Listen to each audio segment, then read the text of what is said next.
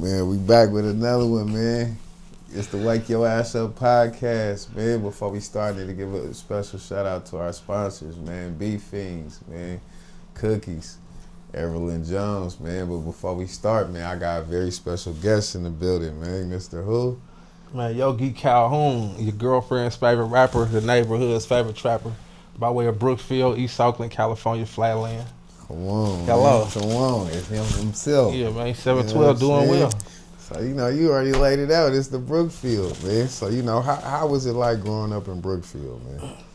Man, for me, the experience was like, I feel like my experience is a little different, you feel me? I'm like a dope gang rich kid, you know what I'm saying? Like, a lot of niggas from the terrain, they, you know what I'm saying, they had to, niggas grew up struggling, and they was trying to figure it out, We had a struggle too, but my struggle was a little different, you know what I'm saying? Our shit was more or less trying to avoid, Jackas and avoid, police and shit like that. But growing up in Brookfield, man, it was fun for me because every time I come around, I'm celebrated, you know what I mean? I'm a little less son, I'm less son, you know what I mean? So, I'm Yogi Calhoun now, but then, I was a little less. You know what I'm saying? Like, oh, they go sell a little less, you know what I'm saying? So, I'll be walking through the hood, see a motherfucker I ain't never seen in my life, but they just know, you know what I'm saying, I'm less son. And like, okay, hey, let's your daddy, yeah, ooh, you know what I mean? Shit like that. So, for me, it was cool, blood. Like, I've seen, like, in the hood now, they just put Dame Lillard, you know what I mean? They put Dame mural on some apartments right there. You know what I mean? The hood tore down. The neighborhood, the store that I grew up being in front of and hanging out and pulling up and shit, that shit gone now. You know what I'm saying? That's the flatland. So when I was growing up, you know what I'm saying, like the flatland, we used to hang out up there with Pops. And all around Brookfield, really. Flatland, Douglas, Hale Street, you know what I'm saying? Like Storefront, them was the hoods then.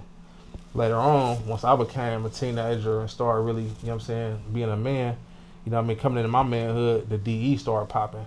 You know what I'm saying? Where niggas was grinding inside the hood. That was the younger niggas kind of, because all the spots in Brookfield, or the main ones, Flatland and Storefront, they on the main street. Main street. You know what I mean? So niggas wised up. When they opened up FedEx down the street, it started being too much traffic in the hood. You know what I mean? So niggas had to get a little sharper and niggas started kind of grinding on the inside of the hood. So, I mean, so it was always cool for me, blood. Like, I think one of the things that was kind of whack growing up, being from Brookfield, is every nigga said they was from Brookfield. Facts. Nigga, I go to Fairfield, Hayward. Every nigga is from Brookfield. You know what I'm saying? And it's like, that was kind of bump, you feel me? And then, nigga come with the questionnaire, you feel me? Who your people, who your mom? Niggas come with that. And, here we is, you know what I mean? 10 years later, I'm still from Brookfield. You know what I'm saying? And I don't know, everybody didn't fade it off, but, you know what I mean? But, I love being from the hood, though. You know what I mean? I can't, you know what I mean? If I could pick it over, I'll pick it myself, you know what I mean? Brookfield, man, I love the hood because it's family orientated. I remember when it was a baller thing, like, it was hella ballers from my hood, like Charlie Clatt, you feel me? My pops, Lester Young, you know what I'm saying? Von Wilson, you feel me? Like, Von put out Lock and Load, you feel me? Old school. The compilation, you know what I'm saying? The Notorious Pimps, Players, and Hustlers. You know what I'm saying? That compilation, like, the hood always had entrepreneurship in it. Like, DB and them had Never Worry clothing line, you feel me? So I like my hood because it was always some kind of entrepreneurial happening. Niggas was always hustling. Later on down the road, it kind of turned into like, you know what I mean, burglarizing and shooting. So I was going to ask you that. All that like, type of shit. Was it dangerous, you being a son of a boss like Les Young? You know what I'm saying? Like growing up in these streets of Oakland and knowing the ins and outs of how shit can be and the turmoil and backdoor and motherfucker was on weird shit at times. People was kidnapping people's kids and shit, you feel me? So like, was that kind of like scary at that time growing up? Nah, it never felt like that because, Pops wasn't a robber, you know what I mean? He wasn't a shyster. He wasn't a nigga like that, you know what I'm saying? Right. So, for example, when niggas become rats and shit like that, they really selfish because that brand carries down to their family, to their seeds. You know what I mean? So I actually felt the luxuries of having a stand-up Pops. You know what I'm saying? A nigga that was really getting money. And Pops used to work out. Pops was big in the motherfucker. He used to exercise. You know what I'm saying? So, like, visually, Pops was like 6'1", you know what I'm saying? Hella swole, mouth full of gold teeth, top and bottom. And, you know, always had some fly shit going on. He was a P before he got into the dope game. So, you know, visually his style was just, you know what I mean, ahead of niggas. You know what I'm saying? So, it wasn't dangerous for me. It was, like I said, I was more or less celebrated. Like I said, I was like a dope game rich kid. So when I came around my birthday, like for example, one day we was at the store and we just out there hanging out. Pops hanging, so I'm just out there posting and shit. Actually, we in the car, and my pops had like a 450 SEL Benz. It's like a bubble Benz, a photo. But anyway, he got the Benz parked out there. I'm just in the car chilling, and I see Johnny out there. And a lot of people know Johnny because he was in short videos and shit back in the day. Back in the day, Johnny's still living. But I seen John. I'm like, hey, it's my birthday. You know what I'm saying? And he's like, oh, it's your birthday, little Les. And he got me like $10, right? So we get ready to pull off. And he like, Les, I got your son $10 for his birthday. You know what I mean? He was like, what? He was like, it ain't that nigga birthday. You know what I'm saying? So nigga just had love for us like that to where he just took my word for it, but I just finessed him out of a quick 10. You know what I'm saying? Out of a quick 10. I guess I kind of picked up on, like, you know, we kind of somebody over here, you know, it felt special. So it never felt dangerous. It always felt like, you know what I'm saying, accommodated and situated. Like, it was cool, blood. You know what I mean? Being around, having the luxury to be around, like, real game, and real organization, and niggas with like status and class and respect and shit like that. You know, round tables and just seeing how I go. I unconsciously picked up a lot of that shit. I didn't really understand what was going on until like 10, 11 years old. But my brother, he always understood. He was 5 years older than me. Rest in peace. And then, but I don't know, bro. Like, everybody just thought we was rich. Everywhere we went, like, everybody thought we was rich. You know what I mean? You come to our house, we got hella brass everywhere. Brass ducks and shit. You know, we had Benzes on things and Cougars on things. Pops had choppers and, you know, just all that shit. So it was normal to me because I don't know nothing else. But the way we was always treated was always, I remember going to, like, gas stations. And we'd be at the gas station and, like, you know, some white people would be like, that's a nice car. Like, how much you spend on those rims? Like, and Pops tell them, they're like, wow, that's a lot of money. You spent that much money on some, it looks nice though. I love it. And then fast forward, you got like, pimp my ride. You know what I'm saying? All our rides been pimped. You know what I mean? My whole life. So it was dope, bro. Kind of like, I didn't know that niggas be lying. I didn't know that niggas be bitch ass niggas. I didn't know niggas be fugazi. So that was the hard part for me. Is learning that niggas ain't like us. Like Kendrick say, they not like us. I had to learn that the hard way. Because I take a nigga word at face value and then come to find out these niggas is, you know, generic, good value brand ass niggas. These niggas ain't really who they supposed to be. These niggas costume, they playing. So I think that was the downside of it, is coming up around all this real game and real shit that I was naive to a lot of shit. I thought niggas was on some real time and niggas really wasn't. Facts. So where did your introduction come in with Hayward? You know, grinding. Pops, you know, when you grinding and you hustling, you always want your family tucked off. So we always had a spot in Hayward somewhere. So we done stayed everywhere though. We done had spots in Hayward. We done had spots in San Lorenzo. You know what I'm saying? We done had spots in Texas. We done had spots just around. You know, you don't shit where you eat. So, you know, Pops always had us out the way, some kind of way. And back then, you know, Hayward is far. You know what I mean? It's some niggas now who think Hayward hella far from Oakland. Facts. You know what I'm saying? Right now. So back then, I was like out the way. So we always had a apartment or, you know what I mean, something out there. And then even Pops, you know what I mean, plugs and shit. You know what I mean? I remember going to Hayward Hills and shit back in the day. And I remember, like, I guess we consider that like Kelly Hill now, back up there. I remember going to one of Pop's plugs back in the game, and we went up there, and that nigga's son had a car bed. I thought that was the rawest shit ever. They had like a little Ferrari bed, you know what I mean? I thought that shit was raw as a motherfucker. Back in the day. So we always had spots out the way. So that's kind of how that shit came into play. And then I had cousins that stayed out there too. You know what I mean? They wasn't in the game, and then they were just, you know, square living out there. And as life would happen, like our young parents, shit happening. We go to Texas. I hated Texas. I'll go out there, and I'm like, man, I got to get back to the Bay. I got to get back to Oakland. And I call home like, hey, auntie, or hey, granny, can I come stay with you? And I was a good kid, so everybody always gave me the thumbs up, like, yeah, come on. So when I would come back, you know what I'm saying, I was in Brookfield. Actually, when I first came back, I was in, I moved to Fairfield with my cousin, my favorite cousin at the time. And then we got into it, and I ended up coming back to Brookfield, and I was staying with granny.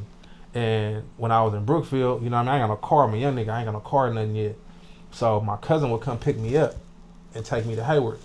And when we was growing up, he was like square to us. Like that nigga, like he come over, me and my brother cap on this nigga's shoes, haircut, everything. This nigga go home crying. You know what I mean? So he was like the super square to us. But when I eventually landed back in Brookfield, I'm telling him, you know, man, come pick me up. You feel me? I'm like, you know, I'm over here. He come grab me, take me to Hayward. This nigga cool now. This nigga got a cutlass, you know what I mean, like 7-1 cutlass, you feel me? This nigga got all the Griffeys and Nikes and shit. He on the varsity hoop team and shit. You know what I'm saying? They got a little bitchy bad, you feel me? And they got a whole little friend group. And I'm like, nigga, it's lit out here. You know what I'm saying, nigga? We going to go eat it, you know what I'm saying, out late and just different little shit. I'm like, nigga.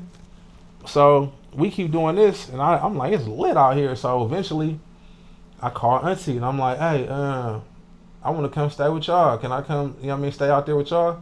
Because that nigga was older than me, and he was finna go to college. And he went to Johnson C. Smith in North Carolina. So now his room vacant, you feel me? And I kind of see the play. I'm like, he about to be gone, you feel me? Auntie, can I come stay out there? And she was an accountant, and you know, that's like my second mom. So she's my mom auntie. It's like my great auntie. And she's like, she agreed to the terms, blood. So I went out there, and I knew staying with her, I was going to be on my grades and shit. Like she was gonna make sure I kind of was on my shit. So I went out there, went to go stay with my aunt Shirley, rest in peace. And after that, mind you, that summer when I'm kicking it with Cuzzo, he introduced me to a little, you know, his girlfriend had some friends, and I met them and shit. You know, we go on little dates and shit. So by the time I start living out there and going to the school, my cousin girlfriend was like a year younger than him. And so she was still at the school when I started going. So before I started going there, she was telling me, she was like, you gonna have hella bitches when you go here. And I was like, why? And she was like, you know, you different. She was like, you different than the rest of these niggas. These niggas all dressed the same. They all got the same leather coat. All these niggas wear the Jordans. Like, these just like, you'll see. And I started going there. And she was right. You feel me? When I started going there. When I started going there, you know, see, I'm living with my auntie. And, you know, I was different apparently, you know what I mean? And they was flocking to me. And I was fast because I come from the, you know, I ain't from out there. So these niggas was just now starting to like experiment with like weed and shit. And by this time, I'm buying zips and sacking them up and selling them at lunchtime. You know what I mean? So I was the weed man. So I'm selling all the weed at school. And I got a car, you know what I'm saying, early. And then like niggas would buy the weed from me and they be like, yo, give me a ride to the store. And I'm falling for that. Like, all right, big. And nigga just spend some money with me. I give a nigga a ride to the store to buy a Swisher or something. And I said, I got tired of doing that shit. I said, I'm about to just buy the Swishers. So I bought a whole box of Swishers, and I started selling the weed and the Swishers at school. You know what I'm saying? And then one day, Rob, because I was going to Hayward High. That's the school I was going to. That nigga Rob, hey, shout out to Rob. Anybody know Rob? He's still there. Rob still at Hayward? That nigga still there, blood. Damn. Man, one day that nigga seen me going back and forth, and he gave me a pass. I love him for this. He seen me going back and forth to my car, and he was like, hey, I see you steady going back and forth to your car. I know what you're doing. And I respected him for that because he used to hem the Northaniels up. He going, they lockers, they got liquor in there. They took 50 sacks from him and shit like that. But he just told me, like, hey, you got to be cool. And when he told me that, I just fell back. You feel me? Like, let me just switch up the operation. I just started having everybody come to the house and shit like that. But that's how the whole Hayward shit came into play. Like we've been familiar with it. Like my pops, they went and took a spot from some niggas on Tyrell like when I was younger. Tyrell. Yeah, they went over there. They took a spot from some niggas over there on Tyrell. Yeah, a long time ago. So you know what I mean. I've been familiar with Hayward and all that shit, like going out there, but it was just at a different level. You know what I mean? I didn't know niggas was really claiming Hayward and like all that shit till like later. You know what I'm saying? When I went back to my second term, but yeah, man. That's how that shit come into play, basically. Right. So where did your introduction come in with like Pretty Black and Yuck? I mean Yuck and Pretty Black and Jack, and I remember like y'all used to be always together, hella close knit. You feel me? Mm-hmm. So it's like, how did that connection come about? Well, when I moved to Hayward, well, hold on, let me see. My older brother, let me see how I can make it all. How it all come together.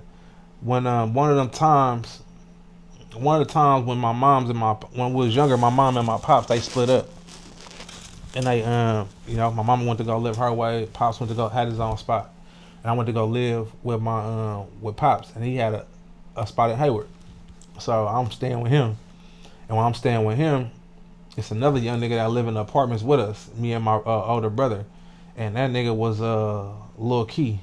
You know what I'm saying? MH, most honorable from the regime. Yeah. Years later. But as kids, we used to walk to school together. You know what I'm saying? And like just by default, we stayed in the same apartments. And we used to go to that nigga house and play World Heroes and shit. That nigga had a Super Nintendo. And I used to go over there with my older brother. So Lil Key and my older brother, they was best friends. So I was they little nigga. Them niggas had me cussing bitches out, stealing out of stores, all kind of shit as a young nigga. So as life would happen, we all go our separate ways. I go to Texas, I come back. When I come back out here, I'm living with my auntie, as I was telling you. And then before my cousin left and went to North Carolina, some of his partners was rapping. And I used to just kind of hang with him and go over there and watch them niggas rehearse and get ready for shows and shit they had coming up. And I was really impressed by that shit, blood, because as street as my family is, my brother kind of dabbled with rapping maybe for like a couple months or something. But that nigga was kind of like fake rapping. He was just saying he was rapping so he can go to San Francisco and go sell dope. You know what I mean? That nigga wasn't really rapping. You know what I mean? But I remember at one point in time, he was supposed to be rapping. nigga wasn't rapping. You know what I'm saying? Niggas was going to San Francisco to go sell dope with this nigga that we knew.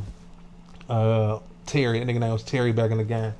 But anyway, so I never knew nobody who really took music serious or tried to rap. And as I'm staying with my cousin, going around his people, watching them rap and do their thing, they had a group called Contrast. And when they was rapping and doing their thing, man, I was impressed because they had a manager. They used to do photo shoots. And they used to they was getting ready for their first show, which was going to be at the on 82nd at the youth center. They was getting ready for their first show, right? Yeah, it was gonna be right there. So we just over there, kind of like an environment like this. We just kind of hanging, and their manager, which is my homeboy mama, was making them like performing or used to performing in front of a crowd. So I'm just if I don't know nobody, I kind of just sit to the side and just kind of be quiet, and I'm just sitting there just soaking up what's happening. And when they start doing all of that, like the last day, they did like 3 days of this. The last day, she was like, we all gonna cypher, everybody gonna freestyle. I had been over there twice already, watching these niggas kind of rap and do what they do, and I just started doing shit in my head. That last time, she was like, everybody gonna rap, you too. So when they came around and it got to me, I spit some shit that I had in my head, and everybody was impressed and they was blew away by that shit. That's how everybody found out I could rap. And then, so, boom. So I start rapping. I get in a group with Blood, with her son. Them two niggas who was be in that group, they split up. He didn't like her as a manager. They was butting heads. He got resources. He like, I'm going to just start my own shit. Her son, my nigga Lico, he was still, trying to rap and did his thing. And he was used to being in the group. And I feel like Lico more of a cool kind of nigga. I don't feel like maybe him being a solo artist might not have been the best thing at that time.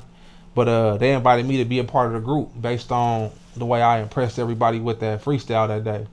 So she invited me to be a part of the group. I became a part of the group, and then we gave it a name. We called it Last Resort. And then the other cat, Joe, he ended up having a label called Half and Half.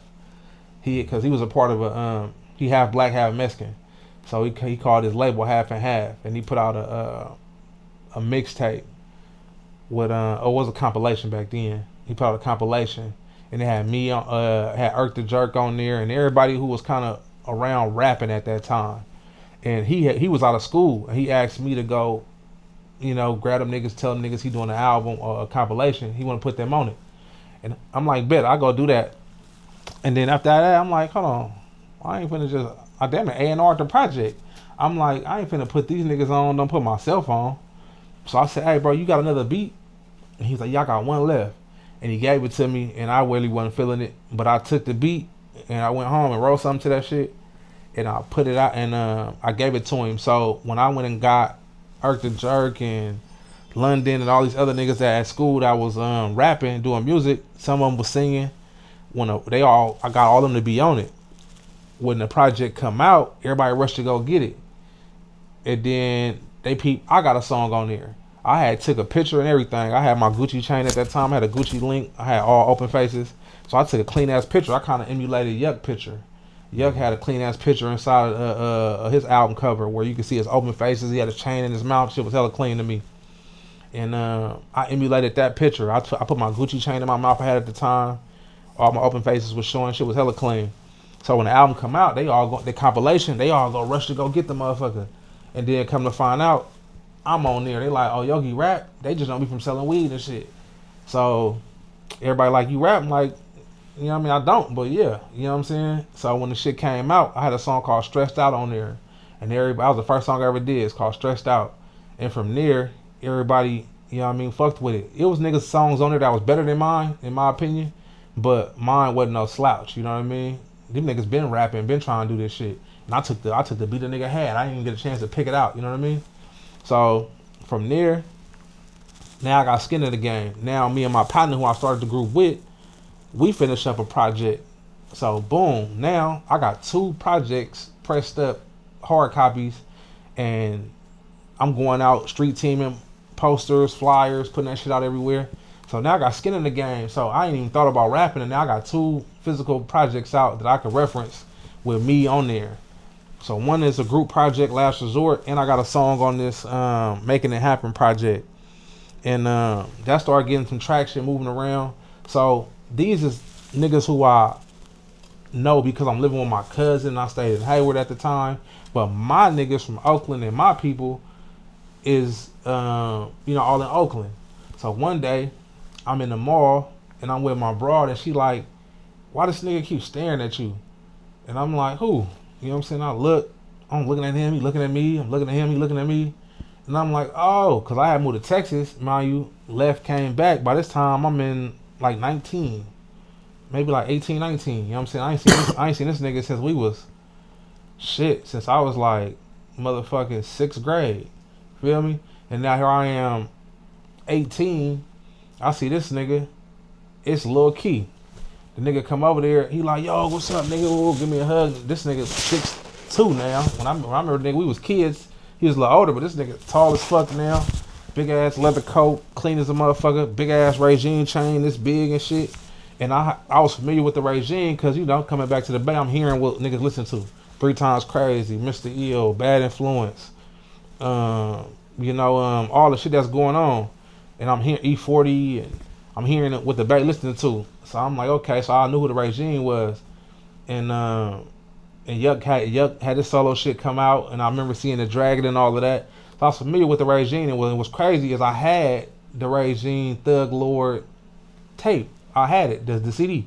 I had it already. You know what I'm saying? Because Y.A.U had the Albulation with the blue and the red CD. Yeah. And then before that, it was the Thug Lords, which was Mad Max and Lil Key. Yeah. Feel me? And when I had that, I'm looking at it, you know what I mean?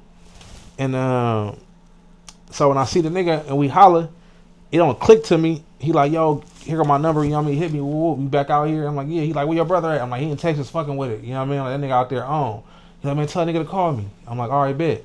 So when I look at the card is like identical damn near to the album cover. So I'm like, oh, nigga, y'all the regime? I'm like, you the regime? Like, you and... I'm like, oh, this a layup. You know what I'm saying? So I said, I'm about to come fuck with y'all niggas. You know what I'm saying? So I called bro, like, hey, nigga, I ran into Lil Key, nigga, and he looking for you. He like, for real, what that nigga doing? I said, he up. You feel me? I said, nigga got big ass piece of shit like he on. So they chop it, and then we chop. I said, hey, bro, I want to do that regime shit with y'all. You know what I'm saying? He like, it's good, nigga, get your tattoo. So that's how I went and got my dragon tattoo. And then after that, I was finna get my piece made at Spitz. And they end up having a falling out. Yuck and Lil Key, they end up having a falling out. By that time, Big Key had went to the feds for some shit. So he gone, and Lil Key was on the streets, and then Yuck was on the streets, and the niggas wasn't seeing eye to eye about something. So as soon as I got in, the shit was kind of over between them. You know what I'm saying? And Lil Key was like, man, just do your shit how you been doing it. He's like, how you got 712 and how you got that? He like, that's the best way to do this shit. Like, don't even worry about none of this other shit. By this time, I'm like, all right, fuck. You know what I'm saying? Because I wanted to get my piece. I ain't gonna lie, the dragon was so clean to me. I wanted to get that motherfucking piece. But by the time I got the money to go get it, they wasn't seeing eye to eye. They was kind of falling off. So he went and started Cream City. Lil Key started Cream City, and I just kept 712. So the money I was gonna spend on getting my dragon, I just spent that on getting the 712 chain. And by that time, my nigga, shortly after that, my nigga Just, shout out to Just got a brand called Oakland's Own. You feel me? Shout out Justin. To Just Blade, you know, yeah. Just. So Just got a brand called Oakland's Own, and Just is the one who introduced me to Pretty Black. So at that time, everybody introduced me as this Yogi Calhoon from the Regime. This Yogi from the Regime. So I was Yogi from the Regime at that time. And so when I met Black, that was the energy. Like, this Yogi Calhoun, you know, me with the Regime and shit. And I didn't feel like meeting no rap niggas at that time. By that time, I had niggas would see me outside putting up posters. I was the first nigga to put a poster up in Tom's Jewelry, where niggas was getting their grills at. Cause he had pictures of like Wu-Tang Clan and Sons of Man and shit in there. Yeah. And had pictures of they grill. And I'm like, man, I just spent some real cheese in here. I'm like, bro, I'm rapping, let me put my post up in there. He's like, go ahead. You know what I mean? Let me come around the counter, I'll take that motherfucker up myself. Like, yeah, it need to be right here. You know what I'm saying? So I was the first nigga to do that. And then after that, I went to Ben's Burger. And I went and put posters up in Ben's. You know what I mean? After that, both of them spots became just stamps where niggas had to go put their posters or flyers in East Oakland. You had to go to Ben's and you had to go to Towns and put your shit in there to get your shit seen. So that's how I unconsciously started doing street teaming and not understanding that I knew marketing better than a lot of niggas did. Well, I had product. Niggas didn't have product yet. Niggas had hopes and dreams. I had product and I was just trying to move the product. But that's how I ended up locking in with the Regime through Lil Key. And he gave me the look for that.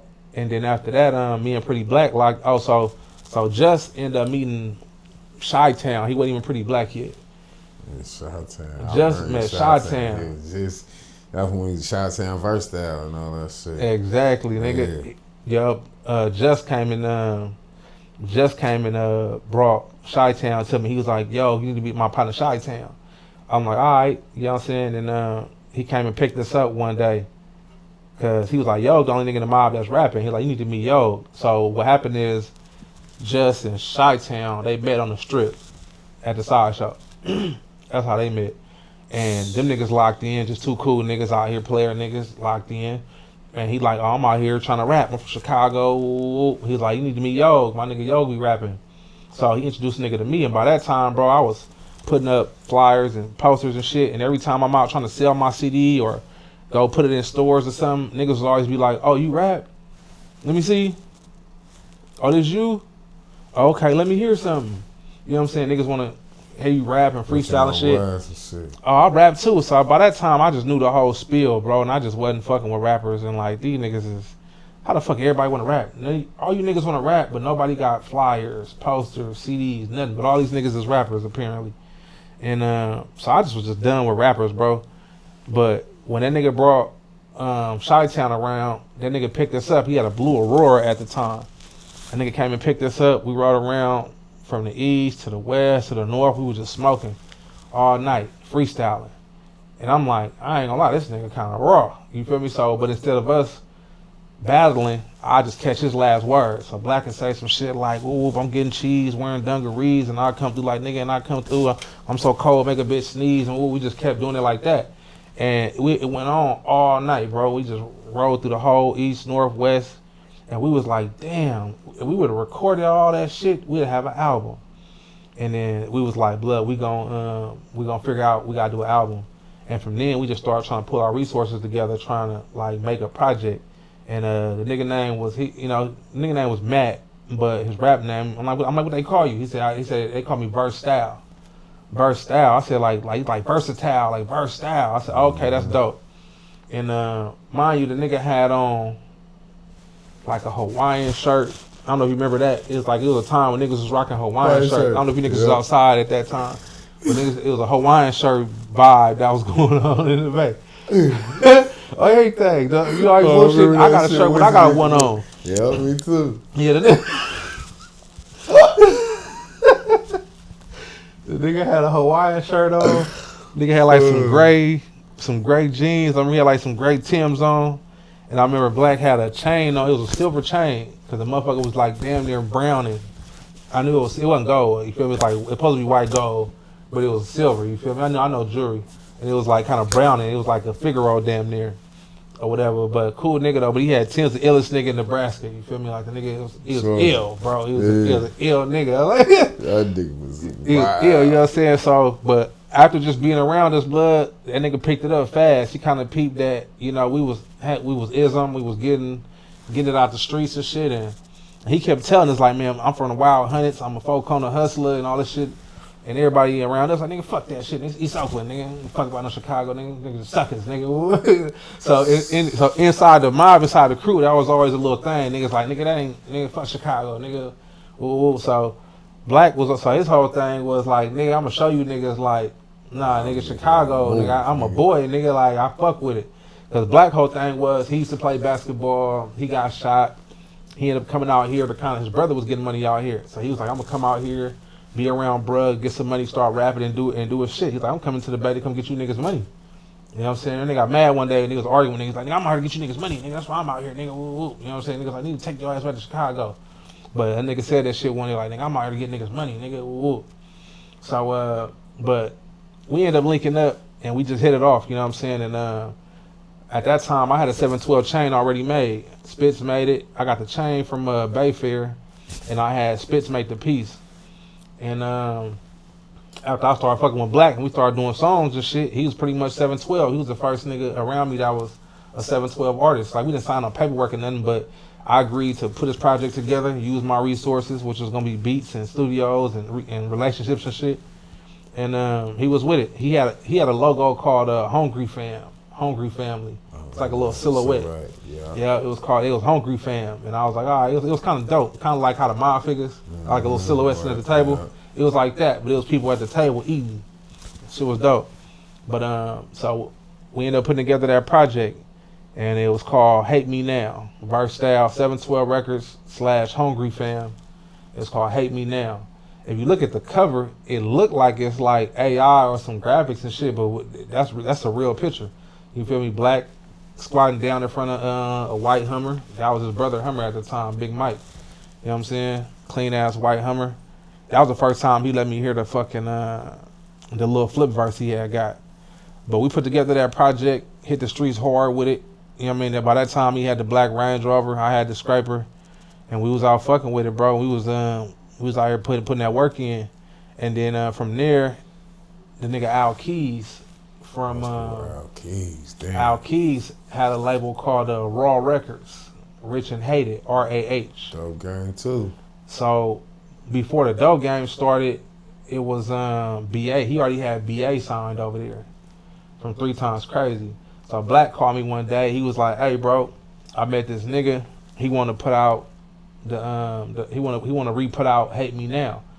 And I was like, "Nah." I'm like, we already put too much money into that. Like, we put hella energy and effort into that. Like make another one. Like, you know what I'm saying? And he was like, "Well, the nigga got distribution through Sony and all that type of little shit." So I'm like, "Okay, well, let's see." We go sit down. The nigga, I don't know if you remember this nigga named Mississippi back then. Nigga used to sing and shit. Yeah, we had the van.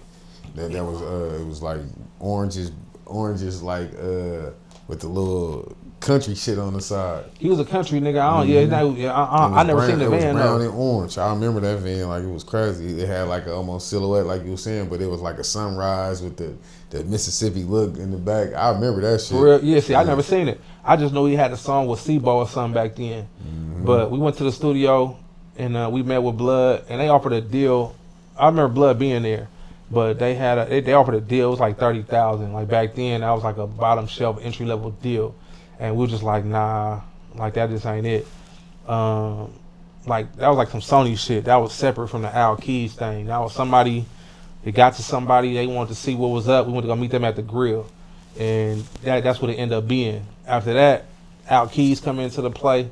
I had never met Blood, but like I said, Black told me that Blood wanted to put the project out and all of that, and I was like, nah. And then he was like, I was scared of contracts at that time because I heard about 3 times and all these Bay Area artists and these CEOs and shit wasn't having good business deals.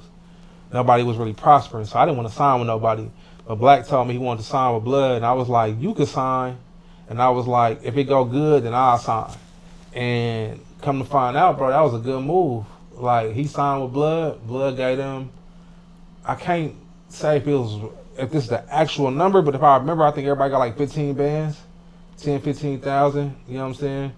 And it was him and B.A. They had a group called, they put a project out. Well, it was coming out. It never dropped.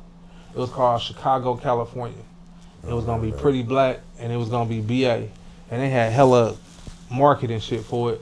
I remember and you had the bridges on that shit. Yeah, it was Chicago, California. That was going to be the name of the project. So the seller for me he was like, B.A. already over there. I'm going to sign with him. This is why my nigga Black was kind of an ill nigga, because he didn't tell me about the money. If he'd have told me about the money, then I would have been with it, because I would have known Blood is serious. But I wasn't just finna just sign and get famous and some nigga get rich. I was like, I don't want to do that. But Black didn't tell me about that money. If that nigga would have told me about that money, I would have been with it. But anyway, B.A. was over there, and he had signed Black. And I remember Al called one day, and he put on speakerphone. We was in the Range Rover, and he was basically just telling Black, like, man, just be cool, man. You the new nigga around, and, niggas is feeling intimidated. Don't trip off them niggas. I guess Black went to the studio or was around them niggas, and the energy wasn't really good or something. They was kind of intimidated or something. And I was like, okay, you know what I mean? So he moved forward with that shit, and B.A. had just did the Block Report, and Rob Lowe produced it. So he was hanging around Jack and Hus and the Mob Figaz.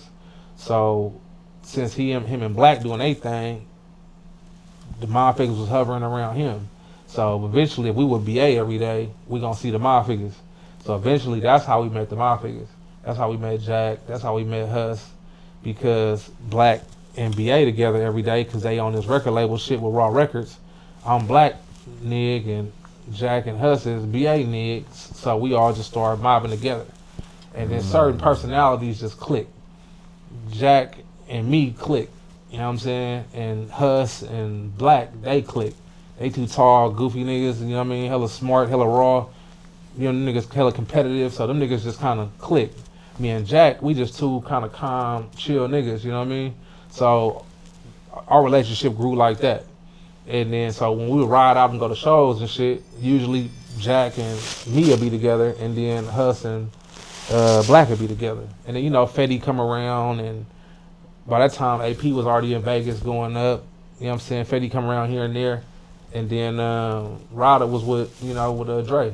You know what I'm saying? So at certain times, we all just kind of be in the same spot at the same time. And that's how we all got the chance to meet each other. But that's how the whole shit come together.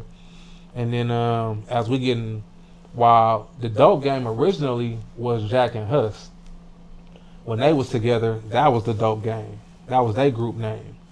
But when they went and started doing the the show with Al Keys, it started with B.A. and Hus. B.A. pulled in everybody else. He pulled in Jack, he pulled in Hus, he pulled in Keek. Everybody was pulling everybody in. Jack, but Black didn't pull me in. You feel me? He didn't pull me in on that move. So that's why everybody got to know Black, is because he was on that Dope Game project. Think about that. This is W.Y.A.U from 3 Times Crazy, Keek from 3 Times Crazy, Jacka from the Mob Figaz, Husalah from the Mob Figaz, and this new nigga, which was pretty black, which was versatile. He wasn't pretty black yet. He was versatile. So if anybody remember the first Dope Game project, that's what it was. It was like, that was a super group. That was great marketing. You know what I'm saying? To put a new name or a new face amongst these legends already.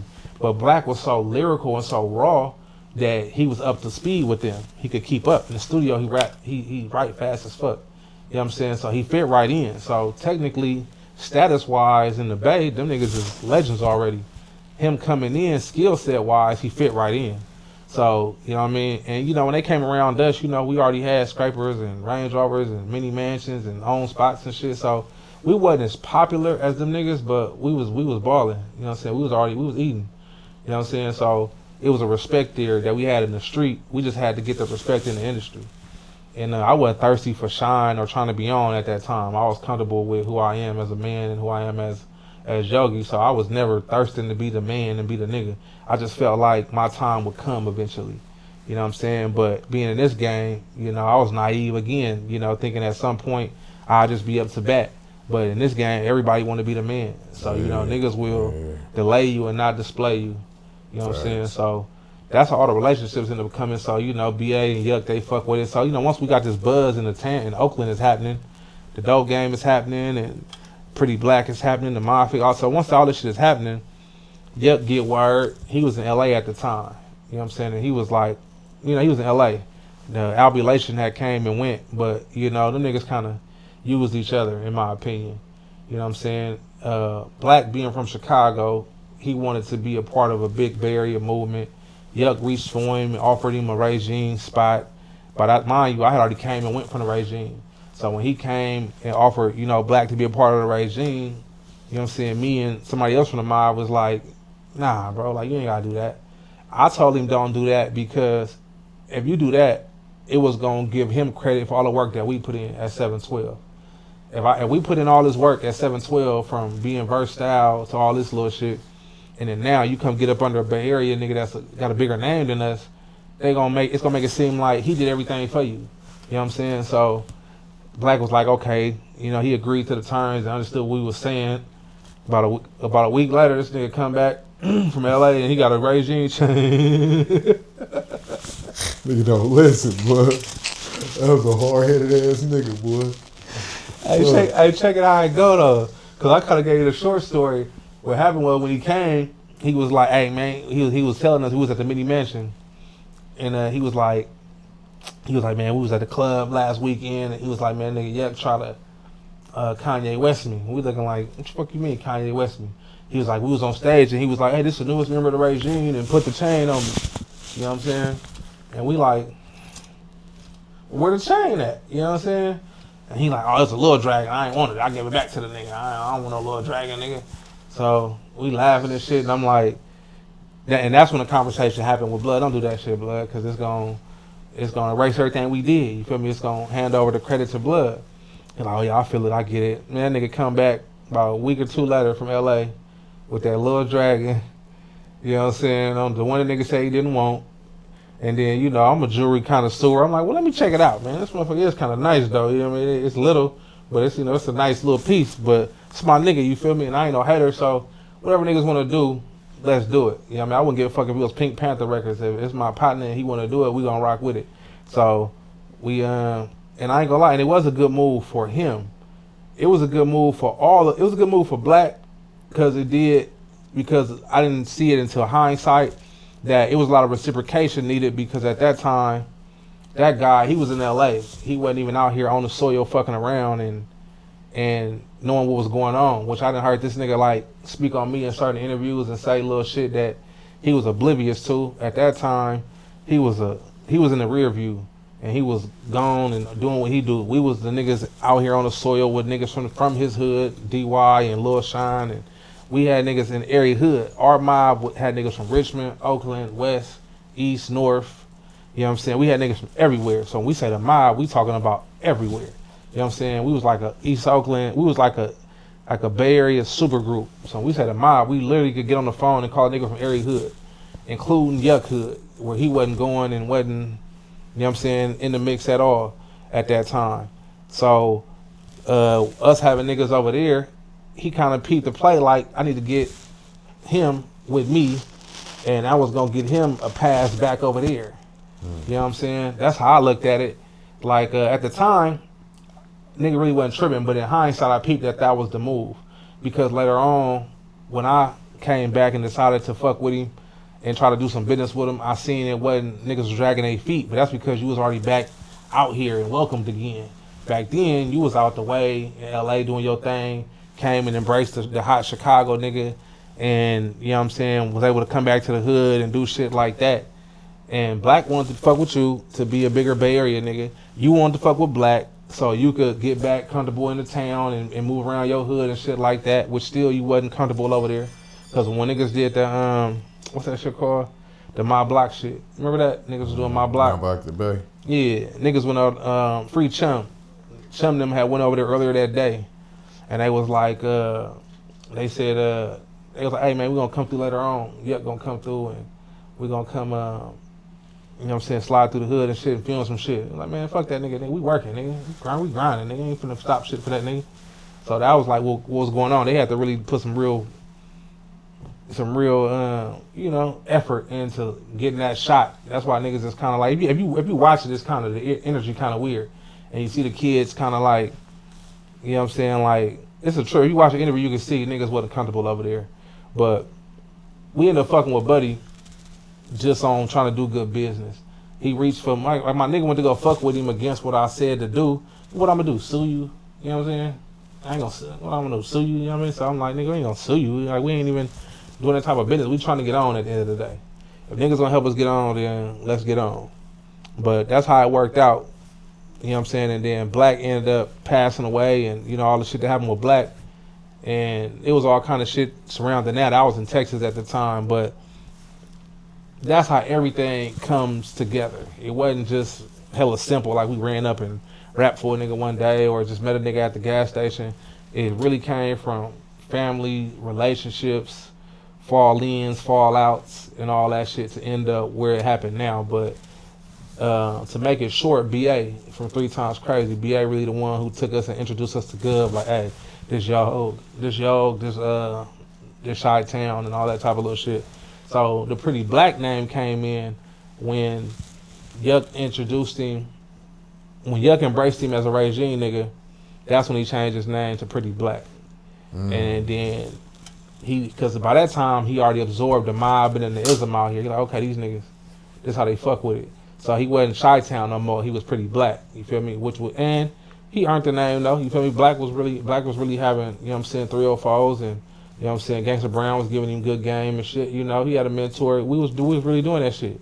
You know what I'm saying? So that's why everybody respect Pretty Black, because whether he was doing the shit just to have a name or whether he was doing it to get famous, he was really doing that shit. He was doing it. You know what I'm saying? So niggas just, you know, niggas in the mob used to be like, man, that nigga doing too much, man. He trying to impress these rap niggas and ooh, we ain't gotta do all that shit. You know, it's be little whispers and shit niggas used to be saying. Niggas from East Oakland, real niggas that's in this shit and fuck around, didn't agree with a lot of the way Black was moving. He was doing a lot of wild shit. It'd be niggas from my family and my, you know what I mean, immediate circle who didn't like, agree with some shit that he was doing. And we had to have a talk one time like, hey bro, this ain't Chicago. You can't really do X, Y, and Z. But once I understood that he understood, then we just quietly kind of went our separate ways. It was never no funk or no disagreement, but you know what I'm saying, he you know what I'm saying, he was just moving in a way that I didn't agree with. His whole thing was, I ain't scared of these niggas, fuck these niggas, and I'm gonna do me and all this type of little shit. And you know, he got a good name, you feel me? And you know, he became a legend doing him and put it in their face. But at the end of the day, he painted himself in a circle. He painted himself in a corner. You know what I'm saying? And the shit didn't, you know what I mean, really end well. But that's how the whole gambit kind of came together. So, like I said in the beginning, the nigga Yuck embraced him and made him a part of his movement and got what he could get from it. And then at the end of it, when shit was foggy, he separated himself from me, and you know what I'm saying. When the shit went how it went, it went like that. So, I ain't got no respect for that nigga just because we both Libras. So I understand how niggas think and how niggas move, and we didn't had. And I'm a nigga who don't judge people based on what everybody else say. I'm gonna give you your own chance to build your own relationship with me, and it's gonna go like that. So me hearing all the other shit that had happened with Blood, I was aware of it. So I didn't come into the movement expecting no grand ass shit. I just came in expecting to do some good business. You help me, I help you, and we're gonna get where we gotta go. I did my part. You feel me? I came in and invested good money into the company, and did my part and held it down and represented the brand well. And niggas didn't really, the energy wasn't reciprocated. If anything, it was more energy put into like downplaying it and kind of just doing. It just wasn't reciprocated. It was digressing rather than it was supposed to be progressing.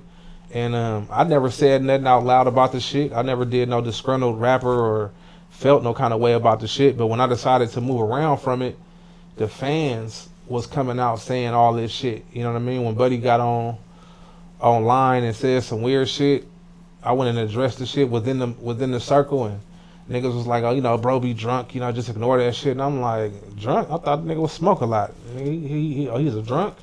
You know what I'm saying? So I'm like, I can't really ignore it. Y'all niggas could kind of, roll with the punches, if you will, because y'all probably need this nigga for whatever access y'all got. But I'm not finna sit back and sit on my hands if a nigga, playing with my name and my brand. Not me. All I got is my brand. I ain't got enough money to over promote and all these relationships and shit. So one thing a nigga can't play with is my brand and my name. And Buddy got on the internet playing one time, and like I said, I went and addressed that shit within the circle, and that shit really wasn't getting nowhere. And I went to go basically address it, not even really tripping on it, just really wanted to address it for the people who was looking at it, and that shit just took fire. And I'm like, oh, niggas is paying attention. Niggas ain't been supporting me for the past 6 months to a year, but now niggas say something about this whole shit. Now this is amplifying everything. What about me, Rifle, nigga? What about all this other shit I got going on? So it was just weird, blood. And I hated to say that niggas was just haters at the end of the day. Niggas was haters, bro. Like, that's the problem with the Bay, is that it's a lot of big me's, little U's. Niggas don't want to see nobody get bigger than them. And it's sad, but that's just what the game is. So a nigga like me who could stand on my own, I just quietly separated myself, but I had to address it. And once I addressed it, the shit did numbers for me. I remember I went to the studio. So basically, Buddy had went online. And said some shit on like a live one time. And I tried to call him and address it. He didn't want to talk about it on the phone.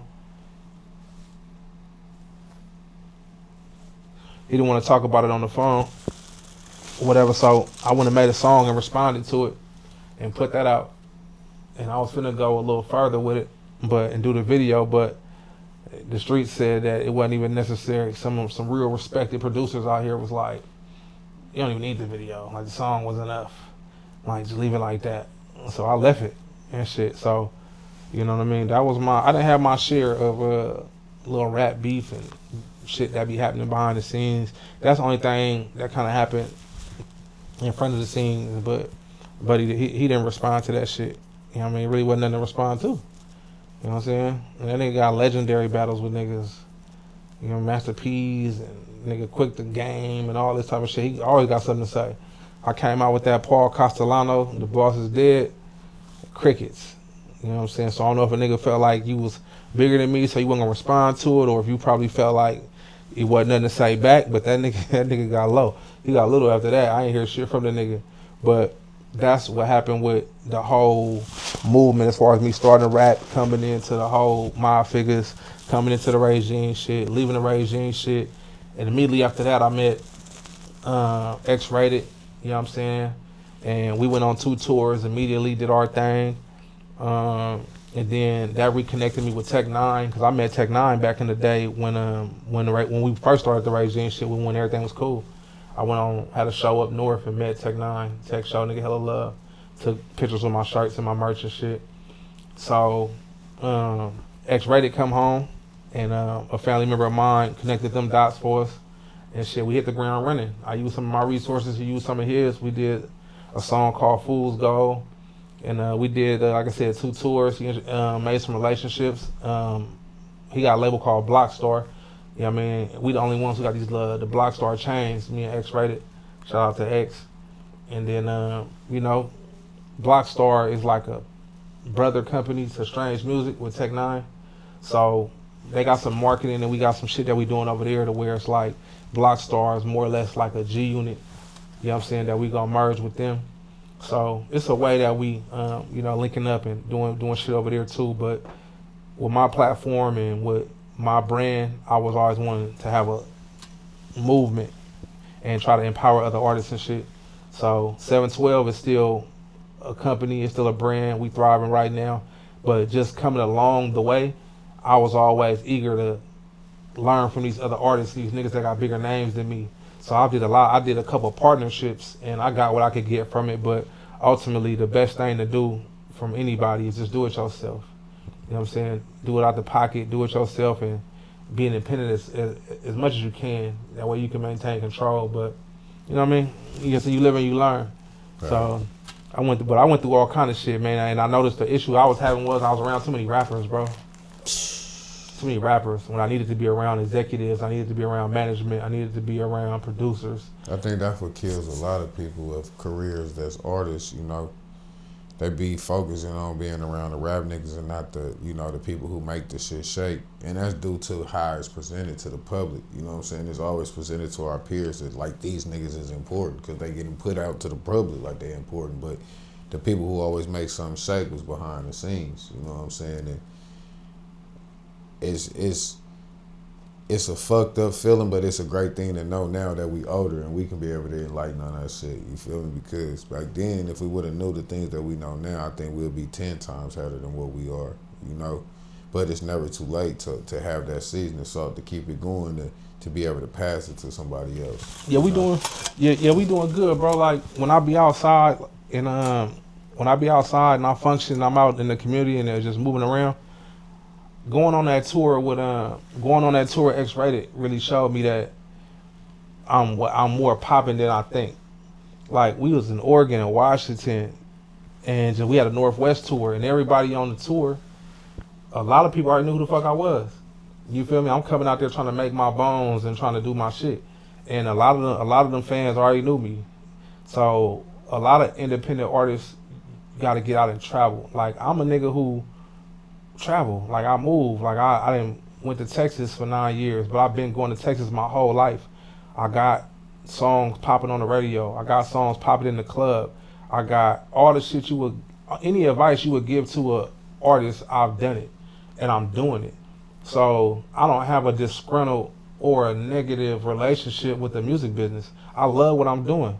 I don't know what everybody's dream is or what everybody's goal is, but from what I wanted to do, when I set out and seeing what music could do for me, I'm doing it. You know what I'm saying? So like I'm hella happy and hella like proud of myself on how far I came and what I'm doing. Cause everybody know I could be doing something way different. So the fact that I'm giving the music business all this energy and I've been doing it this long, like need to be celebrated. Like I'm relentless with this shit. Like I feel like it's my first day on the job. Like I literally have everything a major artist got. I got movies, I got albums, I got mixtapes, I got merch, I got a clothing line, I've had promotional vehicles. We got we got chains, I got artists. Like we known outside of our region. Like next month I got a new project coming out called The Adventures of Yogi Calhoun, and it come with a coloring book. So I got plushies, I got pillows, like I've always had product. You know what I mean? Like when they wouldn't pay me to perform, I would always negotiate my merch booth. So even if I didn't make no money performing, I always made at least $500 on my merch booth. Like now everything is a brand and everybody putting their name on shit. But I like to say like I'm one of the first niggas to do that. Like to really be a brand and I didn't even understand what I was doing. I was just trying to market. But when looking back at it, I guess that was like a golden era, or I've been ahead of the curve with that kind of shit. But like I love what I'm doing. Like my brand 712 when I looked at the game, I understood it was gonna take a lot of work, and you was gonna have to do this shit 7 days a week, 12 months a year in order to get where you going. So, you know, I didn't try to put niggas on. I didn't had a lot of different artists. I didn't had beefs. I didn't had like good shit happening. Like I know so many good rappers. I know so many like professional main